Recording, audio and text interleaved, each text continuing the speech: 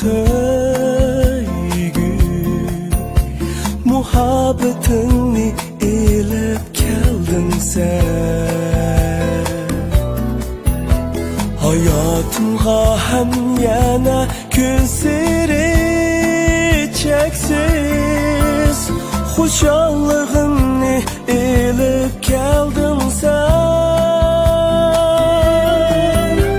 Yanında emsiğini ben bir sanıla kalbini ben Sögünüm ben bugün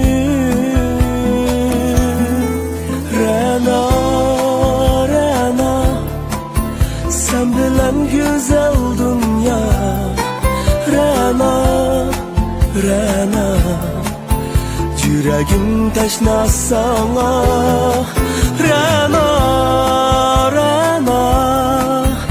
arzuyum sen beğubar Rana sen üçün dilim yanar.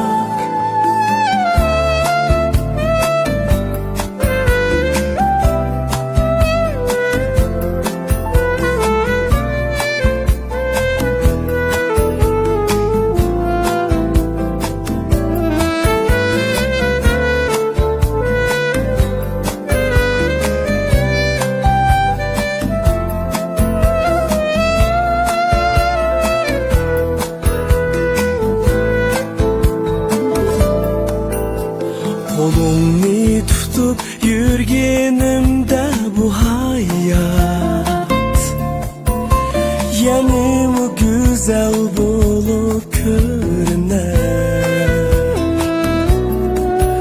Goya sen şirin ben özüm misli Ferhat Dillarımız zor bəxtge çümüler.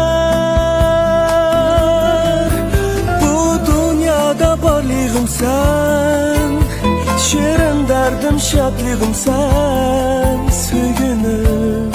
Sögünüm ben üçün Rana sen bilen güzel dünya Rana yüreğim teşna sana Rana arzuyum sen beğubar Rana sen üçün dilim yanar.